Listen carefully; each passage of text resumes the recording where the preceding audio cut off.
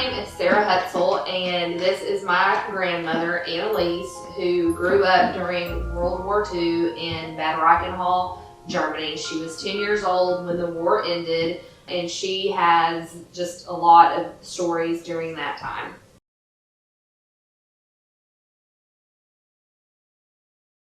I guess the worst ever that we had during the war that I can remember was the bombing of our town, which was very, very scary. But at the age of 10, you're just more interested what's going on. You don't really realize what the danger, what everything was of this day. Well, it started on April 25th, about 10:30 in the morning. A beautiful sunny day, everybody was happy. I got up to go to school like I did every day. We actually walked about 3 miles into town because I lived on the outskirts. And I heard a plane. I was the one that always kind of looked for the reconnaissance planes, and I heard one. And then all the planes, then we heard the rest of them followed, and they went across. We are in a valley surrounded by mountains, and they went across, and we had 3 different kind of warning signs. That the first one went up, and it went back out slow, the medium, and the fast. And then we were said, okay, they're gone somewhere else to bomb, thank goodness. Well, immediately after that, they turned around and came back, and they hit us, which was, by that time, it was the fast siren. You better try to hide somewhere. And there were 26 people of ours in the basement, and it was a picture the size of a 10 by 15 or something like that. And we were praying, and all this was going on, and the ground was shaking everywhere. And we had a huge Virgin Mary statue down there, and we all stood there. It was debating and praying, which we could have never got out of the window, you know, if anything happened. So, well, it was over. We got out. We saw the whole upper part of the town on fire, which that was scary. And then everything was quiet, and we got the other siren, and we were able to get out of the house. So we had lots of forest right above where I lived, and had little walkways, and we went up, and we got to the cemetery, and the bomb hit cemetery, and we had to, there were phosphor bombs scattered all over that had been dropped from them, and if you stepped on one, well, it just burnt you to a crisp, you know. So we had to step over, and they looked like a big pencil. And so we're very careful, but when you're 10 years old, you know, just not like grown-ups when this all happened. And we saw where the bomb hit in the cemetery, the bodies were out, so we went on. It was just terrible, scary. We went back home, and then we saw what was happening. My school was bombed. One of my classmates was killed because they let the kids out of school, and the ones that could go home, they did. Well, anyway, I was not among them because my mother said, while I was getting dressed, you're not going anywhere. And I said, why? Don't ask questions. You're not going to school. I said, well, it's a beautiful day. She said, you're not going. Never mind. Well, so I didn't. So I was one of them that, you know, that any other time we did have air raids several times, and we had large buildings, which this was a salt mine, and they would take us, get us out of school, and all the other times, and we got across the street, and there we went 365 steps down below the salt mine, and then when everything was over, that was all the other times, not that one day. And they let us out, and we looked around what was going on, and that this time they didn't make it over there, the kids. Well, a lot of them went home, and that's where some of them died. And there were the town, the upper part of the town is what was bombed pretty bad. And then we had a railroad station, and that was also, all those buildings were bombed down there, and that's all those pictures in that book. That tells you a lot. And then after all this was over, it was towards the end of the war, and we had a tank.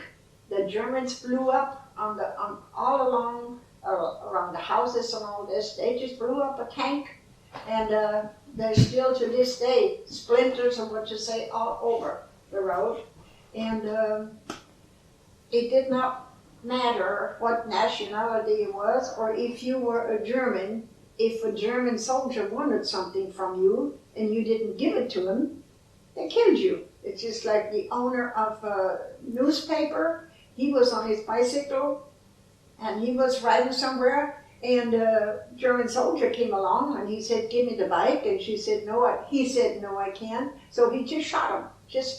So it didn't matter if you were German, they shoot you anyway. Yeah, there's just so many things happened. On May 8th, that was the last day, because the war was not over at the same time, at the same place, because the Germans were still running up to the woods and hiding, and so until they caught up with them. But the worst was also when they, just before that, the Germans went through town, and everywhere with a loudspeaker and said, "Open the windows because we're going to blow all the bridges." And living in the mountains like we did, in the valleys, there were many bridges, and it's an absolute shame. They blew one of the burgomeisters, or the mayors from that place, he said no, all the Germans did that.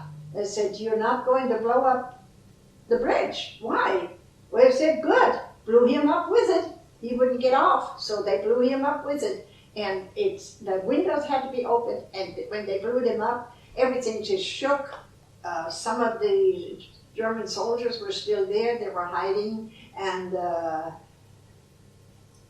they still have some pretty good battles, because some of the SS, they were told, "You keep on fighting," others said surrender. So, and it's all of these details are in the book, and what happened when amongst the Americans, the soldiers, and the Germans, and the Germans, the Americans took over, and we had curfews and everything.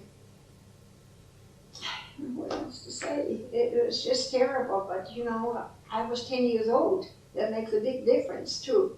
We were one town away, and not even an hour from where Hitler had the eagle's nest. And that is why they bombed us.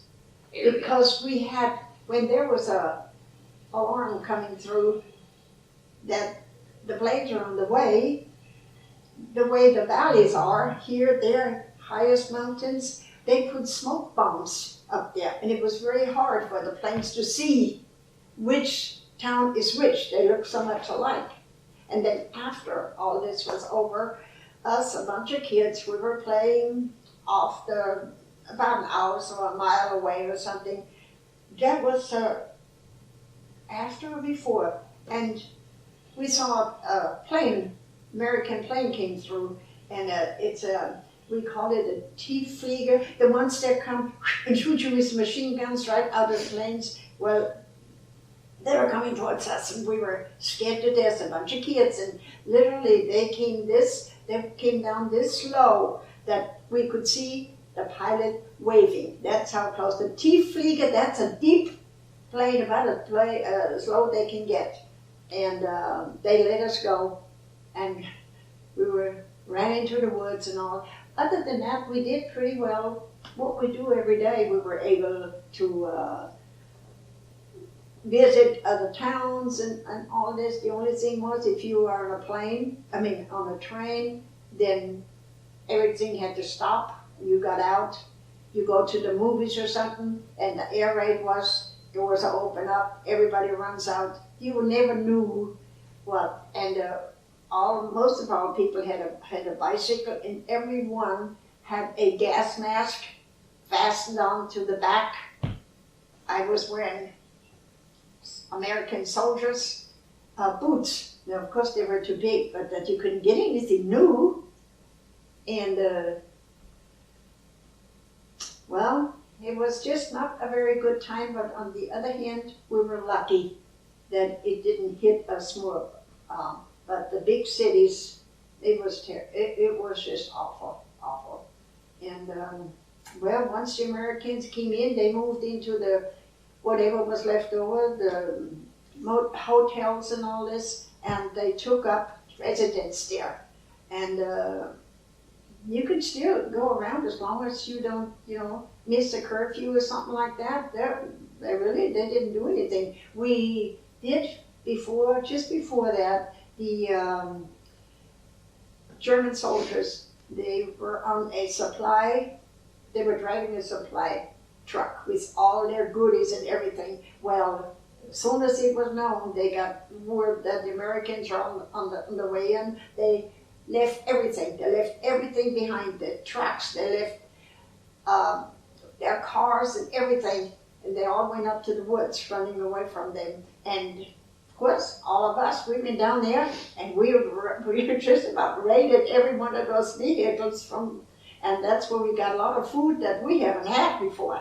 And then the Americans went and they went to we had barracks, lots of them, with all the the German families living there, and they went out there. The Americans went out and emptied all these places out because they lived out there too. They emptied all the German officers' families' houses, and they took it to a dump. And you could see German people just digging, everything they had. I found most beautiful shoes and everything and nylons, which we had never had. But the German officers' wives had everything. And they put everything to the dump. And I was kind of ashamed to go and dig around there, but I did find a skull. I guess when they dumped all these bodies, the skull from about probably 8-year-old child that was and I saw those shoes, but my feet were too big. I just looked at them. Those are shoes I had never seen before, so beautiful. They come probably out of Paris or who knows where, and they wouldn't fit. Just as a 10-year-old kid. These are all the things, there is a lot of English in it as well. After they got there. These are all the people's names that got killed, the 200.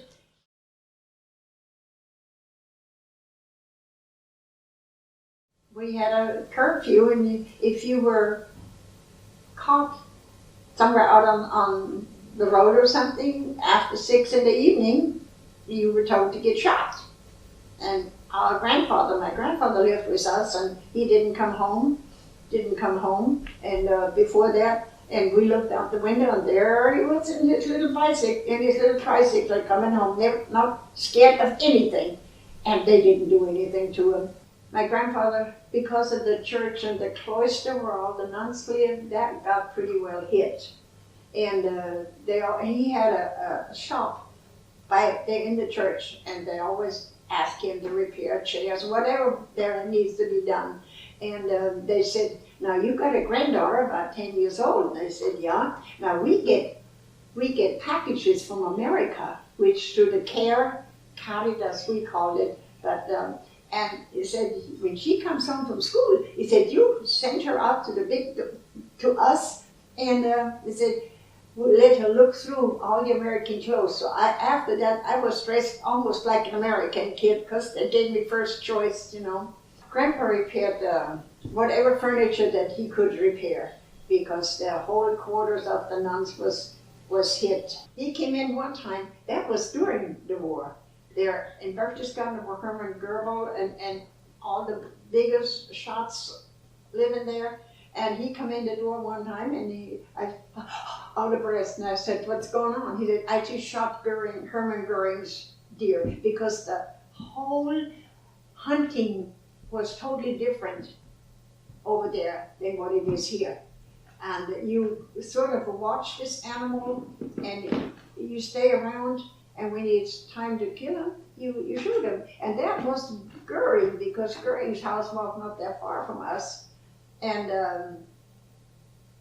I said, you know what you have done? I said, you put all of us in danger, because if they would have caught him with that deer, with that buck, of course, we all would have been shot right on the spot. And over there, you watch that animal, and then it stays in that area, and you stay, and this is when you can kill it. But you cannot take everything with you. Get the head, and it may be a little bit of the meat. It's just a different thing. But thank goodness, nobody, and we had to give up all the guns. Grandpa was a hunter. We had guns. We had to take it a certain place, and then they broke them. The Americans would have broke them. But we did have, also it's great danger, we did have a gun that Grandpa hid. And there was, Catholics have a little place up there with statues, you know, all this. And there was me and the carpenter, he had a double door, a double thing place, and that's where he kept the gun. So looking for something to eat, and my grandpa had a little motorcycle there, and he was in World War I with somebody, and that owns land and woods, and he would let him come out.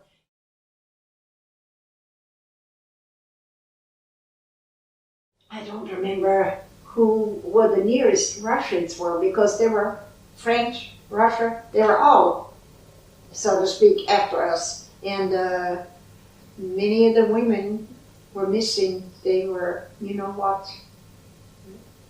because the Russians, I mean, Russia is not the thing to talk about now, but they had a lot of vodka, and they just put what they could, and a lot of them, even one mother from the girls went to school with, was never been found. Like I said, we had, right above where I live, we had an airstrip.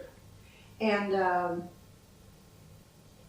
when the Americans came in, we had a corner, a street that's come around the corner, and when they came in, guns drawn, and right, you've seen it sometimes when they first go in somewhere. And they later, we had an airstrip above the house with the, what's the name of the building? What is the hangar? Yeah. A hangar. And they had horses at that time, and that's how they patrolled. They did not have, the trucks hadn't come in yet. And us kids who never had an orange and who knows how long, whatever, and the Americans, we would go around, and they had orange peels, and they threw it out to the dump, and we go pick them up and go down the hill and say, we had oranges and everything, and never got a one or nothing. So the kids, we gathered up there, and they had a little building on the inside, a little shed where they sat around and all this. And I was ready to go and help with the hay and all, with the horses thing. Well, there was nobody else there except me, and except 4 or 5 Chias sitting in there. And they called me over, because we went there so many times, but always in a whole clan.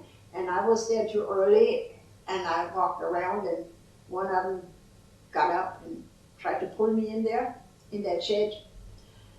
And I scared. They were pulling my arm, and then the captain came in, and he knew me too. And he said, what the are you doing with that girl? Turn her loose immediately. And it was the last time I ever went up there. We would follow for a stick of gum. You know, they had exercises, the GIs. They would walk for miles down the road or whatever, and we followed them for a piece of gum.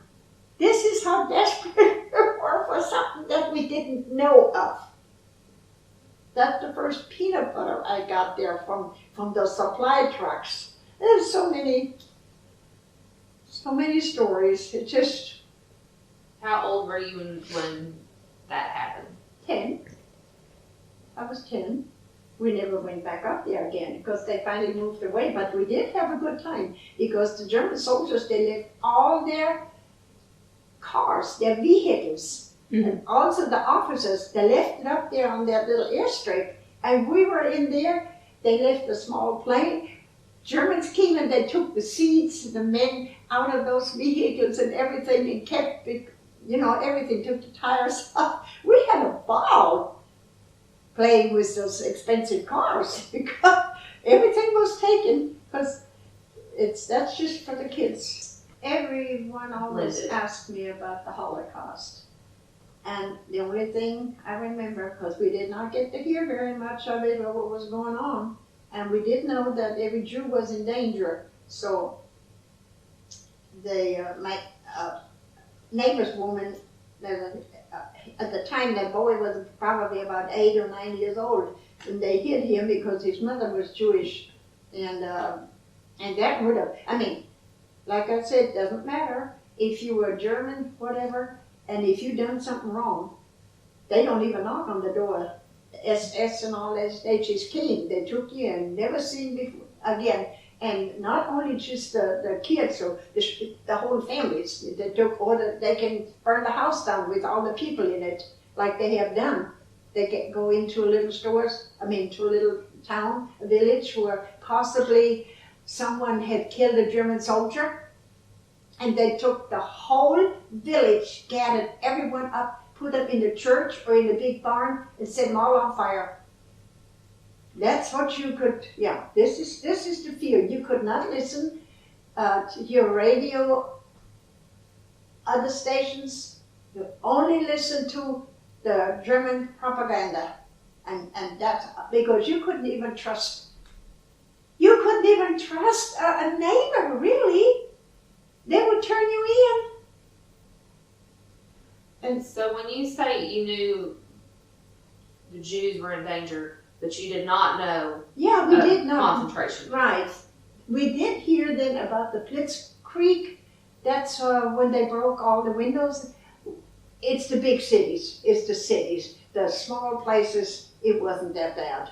But whatever they did find, they will pull out. They did take them in the cattle cars and took them to those concentration camps. But we didn't know that until the Americans actually came in and discovered all what was going on. Talk about the boy that your neighbor hid. It was her. Oh, you're talking nephew. about the Jewish boy, Mm-hmm. Heinz? Yes. Yeah. Well, hey, I guess he just went in and out, and the woman, the neighbor of mom, we hit him, and everybody was quiet. Nobody said a word about it. He was part Jewish, part. Yeah, his father was not. I don't know what the father was. I never met the mother, but the mother has been Jewish, so they did know the danger. We just didn't know how everything really went. And then as he grew up, you can Google him up. The mother sent. They sent him over to her aunt to keep him alive, to save him. And nobody told on him. And you tell the rest what you Googled up. What's his full name? Heinz Kretzig. Okay. Heinz And Kretzig. he went on to be an Olympic sport coach for women. Girls. And he ended up being over Munich.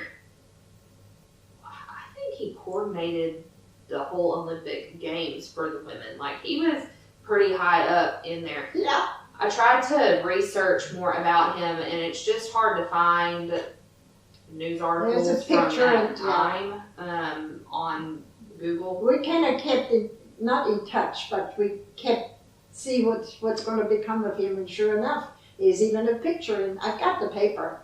I had it with me last time. I think I showed it to you. Yeah, and then of course I came to America. We don't know except through the paper, which a neighbor from my hometown sent to me and said, "Look at that. There's Heinz Kretzig." See, you never knew. Her history is different in that she was so close to Hitler's Eagle's Nest.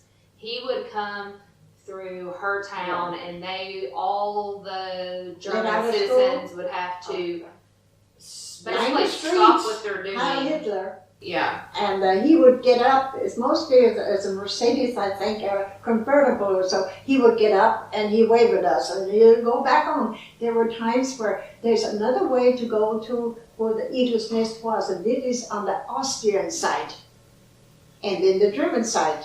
So he did not always let everybody know he was coming, of course. And when he did, well, we got out of school, and we was always happy to get out of school for anything, except the arms get to hurting, you know, because when you see the whole thing, the whole entourage coming in, and you better have your arms up, hurting or not. And that's in Berchtesgaden, and that's less than an hour by car from us. It's just, you know, just a hop and a jump.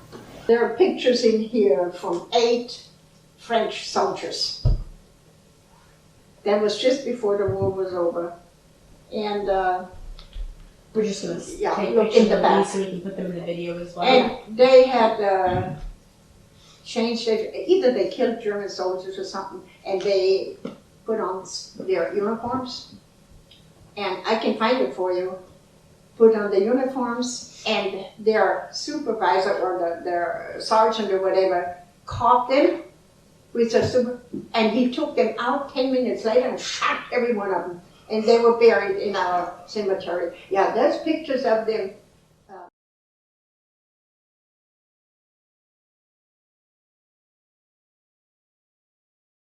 No, my dad was killed May 8th in Slovenia from, you know, they call them partisans. They're up hiding. Of course, they were just protecting their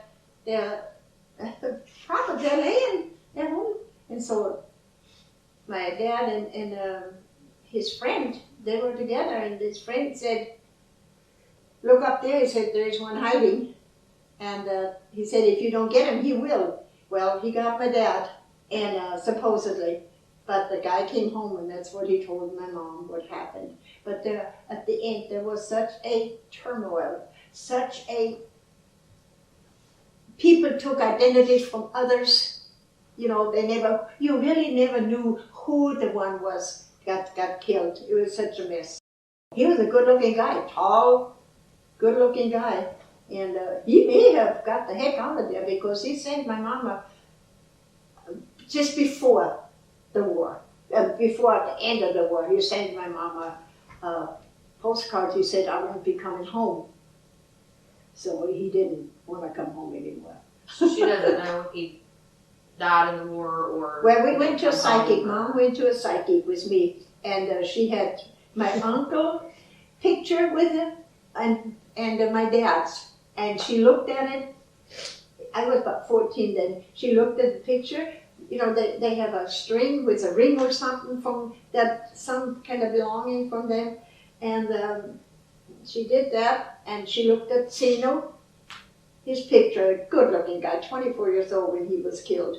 And she said, this one, she said, is dead. And she looked at my dad's wrist, and she said, this one is not. And we got 2 different kind of death certificates from the German government, whatever. So we really never knew.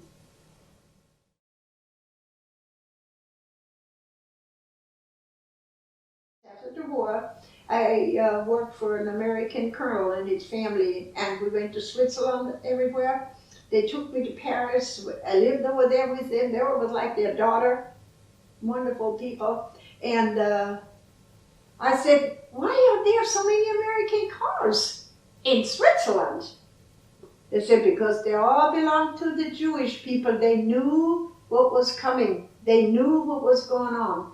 They saw the writing on the wall, and the ones that were able, money-wise, they went to Switzerland, because that was a neutral. No one ever attacked Switzerland. It's a neutral place, and that's where they, yeah.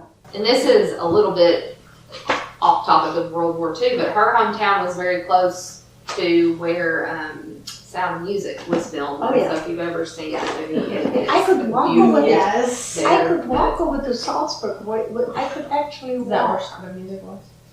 in between. Where was it filmed, Granny? In Salzburg. Okay. Salzburg.